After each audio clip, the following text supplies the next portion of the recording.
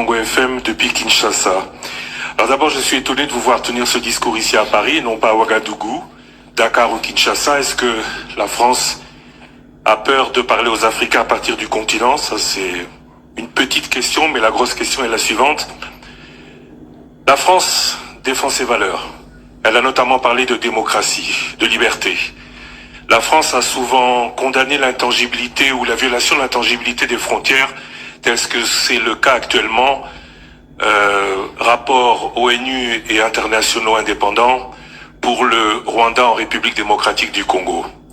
Le président Félix Tshisekedi, ce matin à Genève, devant les droits de l'homme, a demandé des sanctions. Qu'attend la France pour passer, après avoir été en retard sur les autres pour condamner, qu'attend la France pour passer aux sanctions comme elle le fait avec la communauté internationale pour la Russie présente en Ukraine.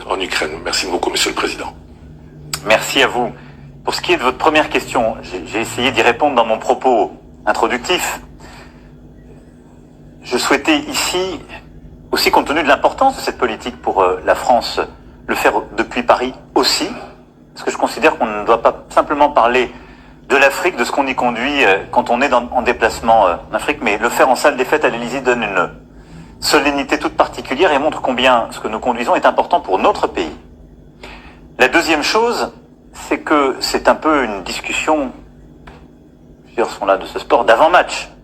Nous allons nous déplacer sur le terrain, c'est une bonne chose de mobiliser tout le monde et de partager les mêmes objectifs. Troisième élément, j'étais il y a quelques mois au Cameroun et ailleurs, j'ai discuté encore avec la jeunesse africaine et je continuerai de le faire. Donc rassurez-vous, ça ne va pas s'arrêter.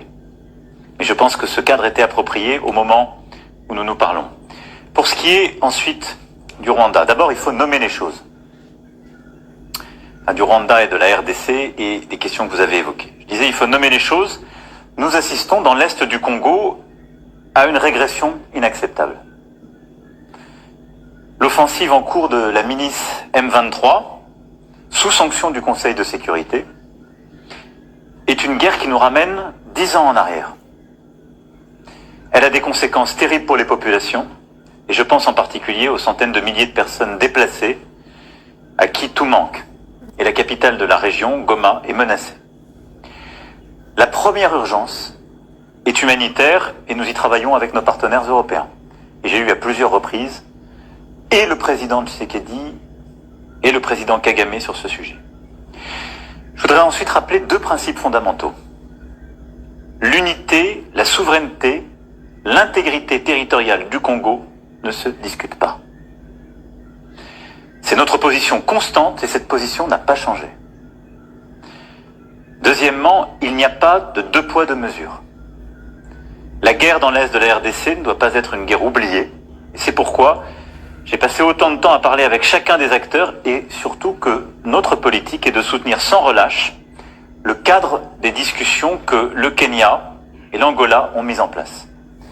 Et j'ai pu d'ailleurs aussi échanger avec les deux présidents pour soutenir les médiations régionales qui se sont déployées.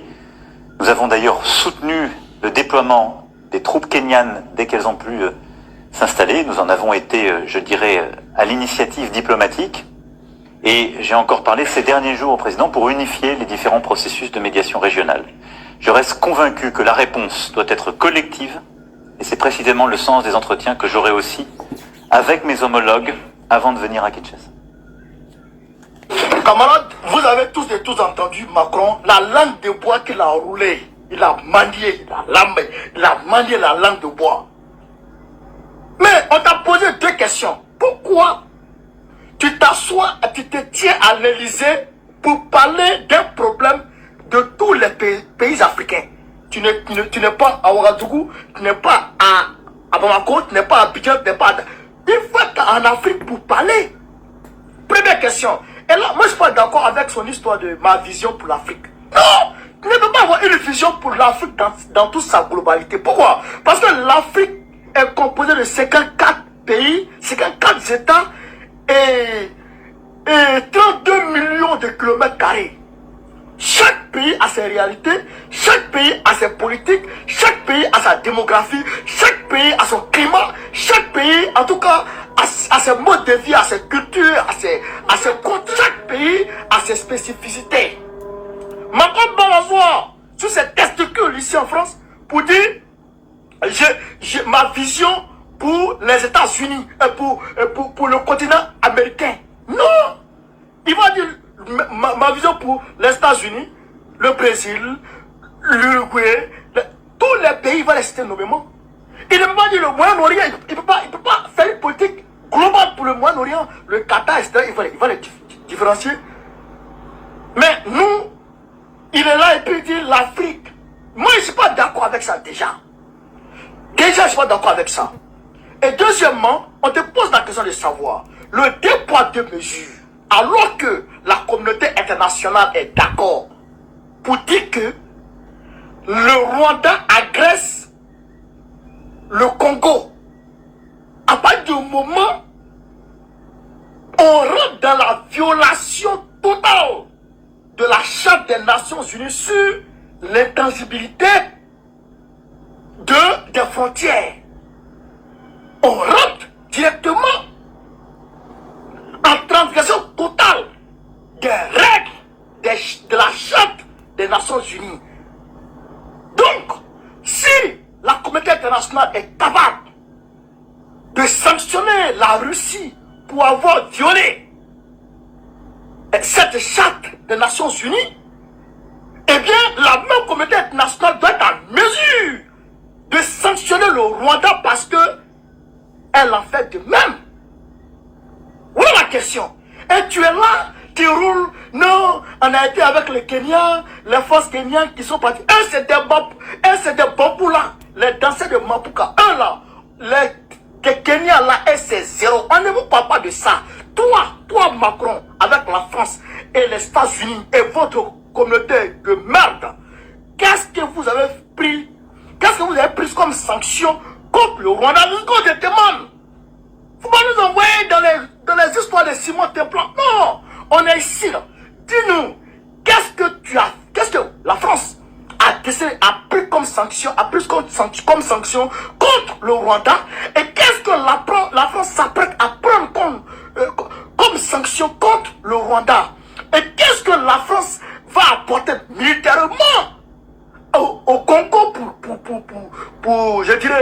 pour contenir les attaques du Rwanda et pour repousser les attaques du Rwanda et pour empêcher le Rwanda de prendre Goma. C'est ça la question qu'on te pose. Quel est ton plan aujourd'hui et quel est ton plan futur? Donc, Macron n'a pas pu répondre à la petite question. Ce qui veut dire que tout ce qu'il est en train de dire là, la nouvelle politique que la France va adopter vis-à-vis de l'Afrique, la nouvelle ceci, l'Afrique est comment les pays africains sont souverains. Même Jacques Faucard disait de sa sale gueule pourrie. Jacques Faucard disait que les pays africains étaient indépendants. De Gaulle, elle tête André Pioche là. De Gaulle disait que les pays africains étaient indépendants. De Gaulle disait que les pays africains étaient souverains. Mais dans la pratique, qu'est-ce qui s'est passé? Macron, tu vas beau parler des discours, tu vas beau faire des discours, les jolis discours, etc. On doit faire preuve d'humilité. Tout ça, c'est des mots. Nous, on a trop entendu ça. Nos oreilles sont chargées de mots. Nous voulons les actions. Et aujourd'hui, la réalité est que quand on fait la somme de tout ce que tes aïeux nous ont dit et tout ce que tes aïeux ont fait, quand on fait la somme et tout ce que toi-même Macron qui est venu dire et ce que tu fais, on comprend très rapidement que tu t'inscris dans la même lignée de Jacques Faucard. Tu ne peux pas te défaire de la politique Faucard, parce que si tu te défais de la politique Faucard, eh bien la France tombe.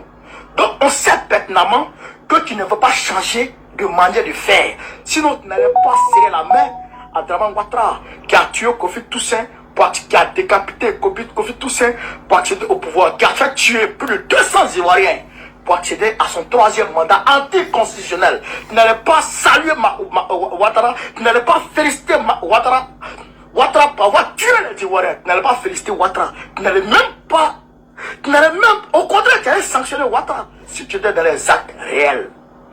Mais comme tu es dans les mots, on sait que tu es un homme des verbes, tu parles, mais tu fais tout le contraire. politicien schizophrène, frappé de schizophrénie sévère. Nous savons et nous sommes prêts en conséquence. Nous ne bougerons pas d'un iota quant à notre position vis-à-vis de la France-Afrique.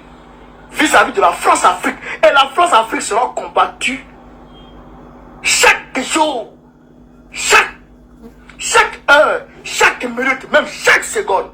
La France-Afrique sera combattue.